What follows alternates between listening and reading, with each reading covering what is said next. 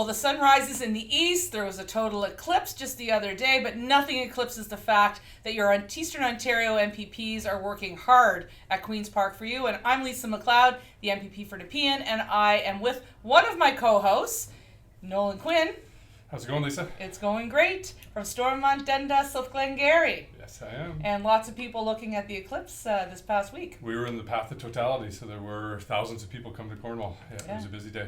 And you also had a big week this week. You had a new appointment. You want to talk a little bit about that? Definitely. So I was shuffled into the Ministry of Health as the parliamentary assistant, and first day back, first question was a health question. So it's exciting. I didn't get to overthink it. I think that's a good thing. Jumped right into it, and it was good. There's a good opportunity to grow by being in this ministry. Well, I'll say this before we introduce our next guest, but I'm very proud of you, and you've been working very hard for CHEO, for the Children's Hospital of Eastern Ontario, from your constituency to mine.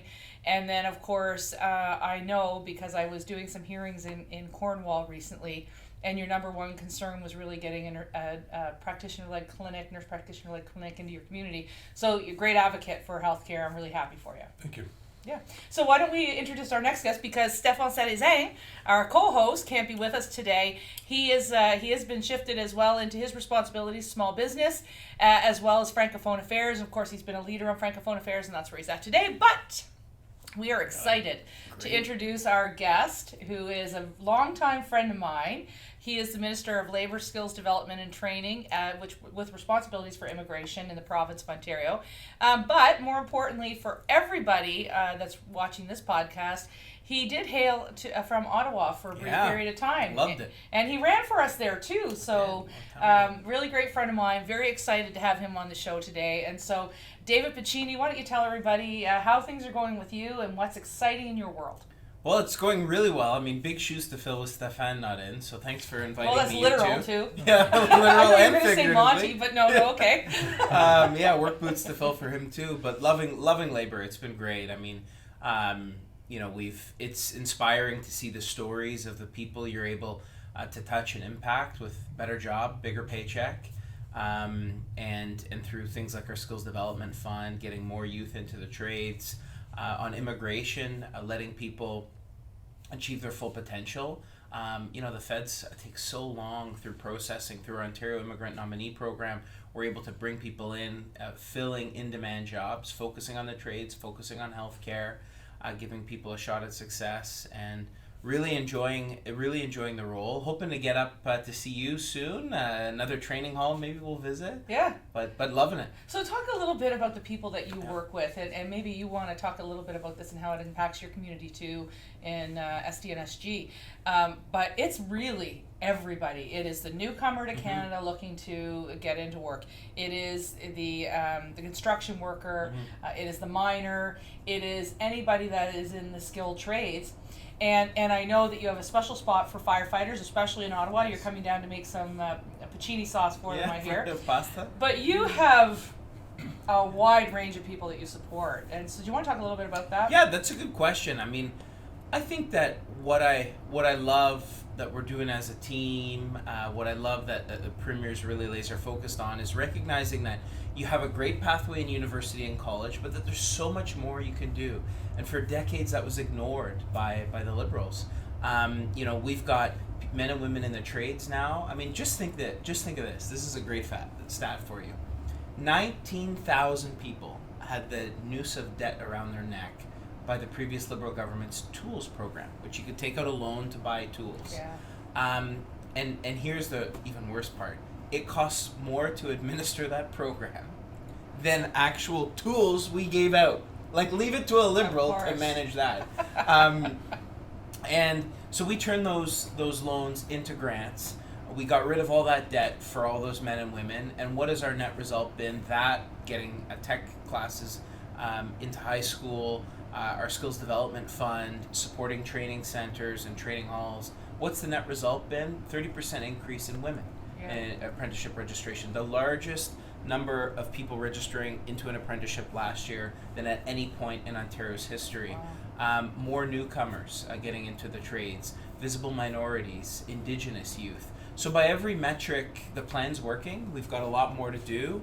But for me, whether it's the miner in the north whether it's the Kingston Queens grad Yeah. who I spoke to, who said, we've got to stop mining, but I care about EVs and I want us to decarbonize. 4 years later, she's working at Glengarry up in the north in one of our mining companies and has recognized that there's no path to decarbonization without mining in the north. So whether it's mines, whether it's the newcomer at the hospitality center who's going to be joining hotels in Ottawa to work in the hotel sector, who came from Gambia on her own. These are the stories of that the is people. the hospitality. Your You've got some ministry stuff. truly powers the economy, right? We can't have the economy without the skilled trades in that regard. So I'm sure you're doing amazing work, and it's exciting work as well. Yeah, it is.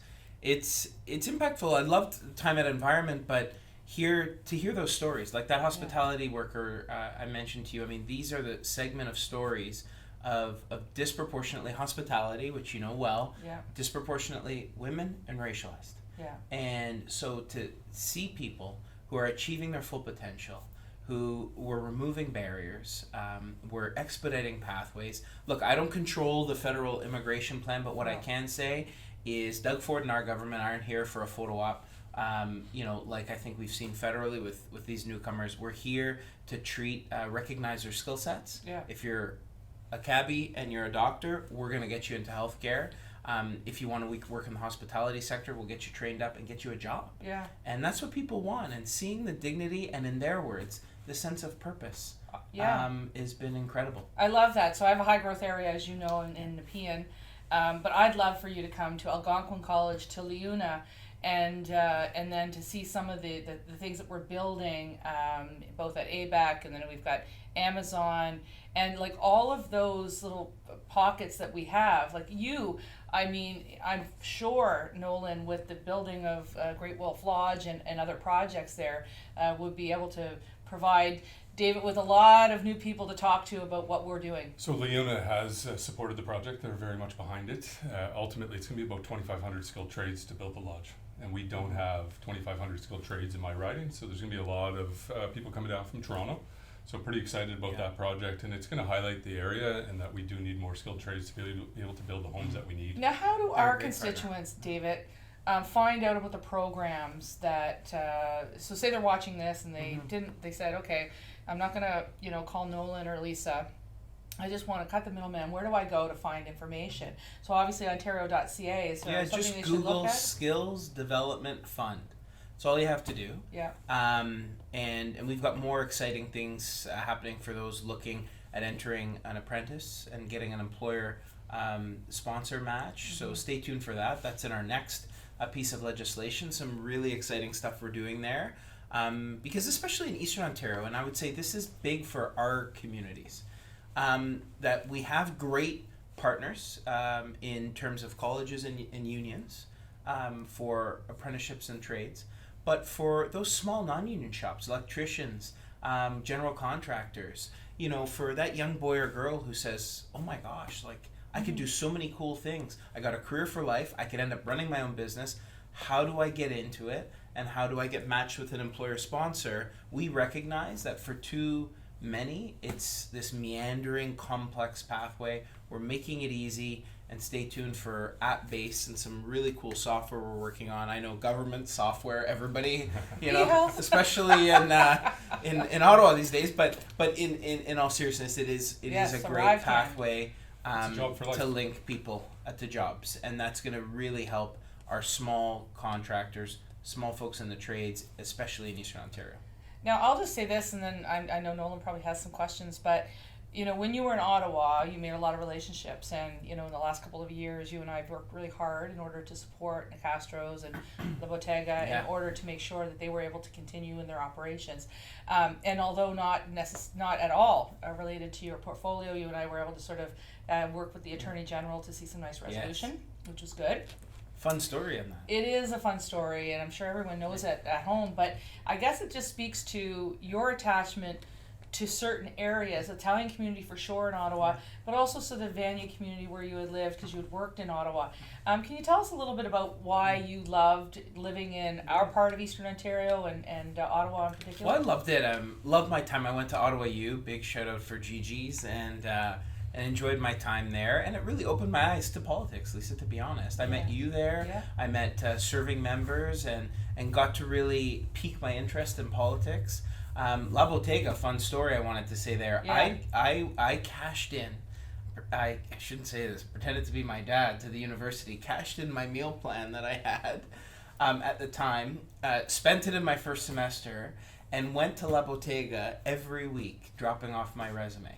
And I kept going back, and I went back, and I went back, and finally Pat and Rocco were kind enough to take me on. We're gonna have to show this. But literally, not just on, but like into the family, Yeah.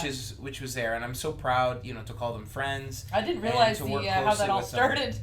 I worked hard, and I sliced prosciutto, made coffee, worked on the front lines there, and worked with them, and it was something I did throughout university and beyond because I loved it so much. As I said, it's more than a job; it was It's a part family. of your culture too, Yeah. right? The Italian culture. And I loved it. I mean, Yeah. I love to cook. Everybody knows that. Firefighters now, Yeah. with And you're pasta gonna be with part of my Piccini. Wednesday luncheons there. I'm looking I'm forward to excited. cooking.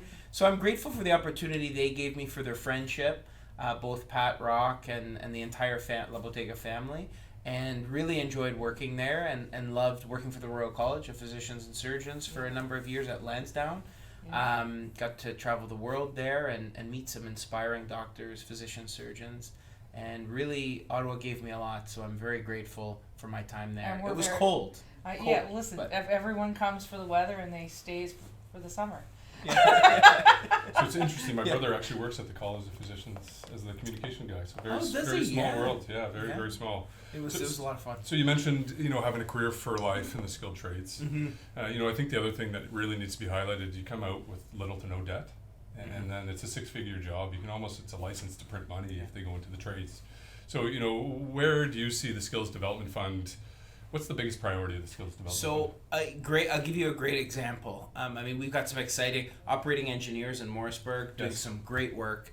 And I think to my 2 weeks ago, I was at the employer appreciation event. Now, as labor minister, I'm still waiting for our public sector unions to do an employer appreciation event. Just Okay. kidding.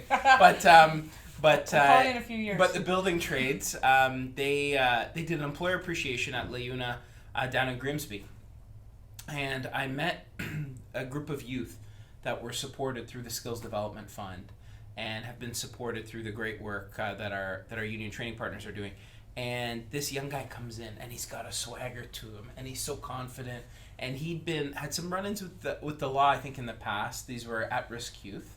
And he was so confident. I said, "What?" He was dressed so well, and I said, "Why are you so happy?" And he said, "I just bought my first car today." Wow. In his early 20s, Wow. paid for it, owns it, on a path to success. And I know it sounds, I remember my first car, and going to soccer games and stuff when I got my first car. But that's a seminal moment you remember. Yeah. And the trades are empowering these youth to have financial security, to own their own vehicle, a pathway to home ownership, and not only that, but entrepreneurship, as you said, Nolan. Like that's key. You can start your own business, and so I think the world's your oyster. You can also travel Canada, because when you've got a job in the trades, especially a number of our Red Seal trades, you can really travel across and this great country and work, and it's a skill set no one can ever take from you, ever. Yeah. I'm glad you brought up the operating engineers in Morrisburg in my riding. Yes. I drive by it all the time, and that's the heavy machinery and the cranes and everything as well. So I'd love to get you down to see that. Oh, I site. know, and if you don't, Mike Gallagher will. So It's a I'm beautiful definitely site right on coming. the St. Lawrence River. Yeah. It Oh, really is. wow. And they're doing great work. They're always pushing the dirt and moving them. I'd love to, because they also have a indoor technical, so you're doing not 3D, but virtual Yeah. reality for training as well. So it's not just out in the field, but also in the building also. Yeah, Quite they're doing interesting great equipment work. they have there. Great work. And they're key for our public transit, like the transit that we need for our communities, and the buildings, the hospitals, the roads, the bridges. They're not going to build themselves. We need No. men and women in the trades.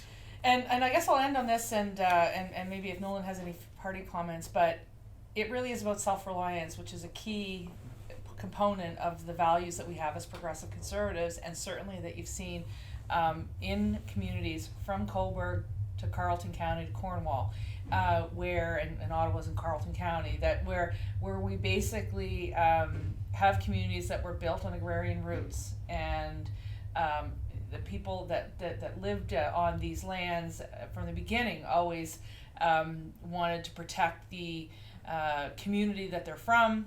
When the economy started to get larger, they were very much pay-as-you-go folks, and it was really about self-reliance. And self-reliance also really includes people in the sectors that you're supporting. So really appreciate I'm that. glad you mentioned that. I mean, I think that is what really speaks to me, and I know all of us in terms of our value system. I don't know what Liberals and the left are so scared about with someone being self-reliant. And I know why, because they wouldn't be dependent on them. And that's what we're doing with this entire generation, building the buildings that we need. It's no wonder we didn't have those hospitals. It's no wonder they were shutting down schools. Yeah. We didn't have men and women to build them. Today we do, can stand on their own feet. We're not the cycle of dependency on government. I love this. I love seeing people really standing on their own 2 feet, because everybody's got a story, and regardless of creed, color, religion, I've been inspired by their story, and just honestly getting out of the way and helping lift them up. That's and what it's when about. I was social services minister, Yes. do you remember what I used to say? The best social program is a job. job. And so it's important. Do you have anything more before we wrap? No, I thank you for coming on the show. It was Thanks great. for having me. Yeah, you're amazing. I was wondering when I get an invite. This is You exciting. got an to be invite on and your you got show. lunch, so there and you I go. got lunch, yeah. So we didn't really No. do any hard pressing questions, so Big I will fan. just throw one out there. What's your favorite ice cream at Dairy Queen? Oh, mint chocolate chip is my favorite ice cream. At DQ, it's the Blizzard, the strawberry banana split, I think, Blizzard. Yeah. Love it. Nice. It's my favorite. I'm coming to one of your stores. I'm very Yeah. concerned that he knows that answer. You know it I very- would be you like, know it what's very on their quickly. menu? It's like we planned that question. I know, did you? But if you do come to the store, Oh, you can good. make your own ice cream cone. Oh, yes. Aw, isn't he sweet?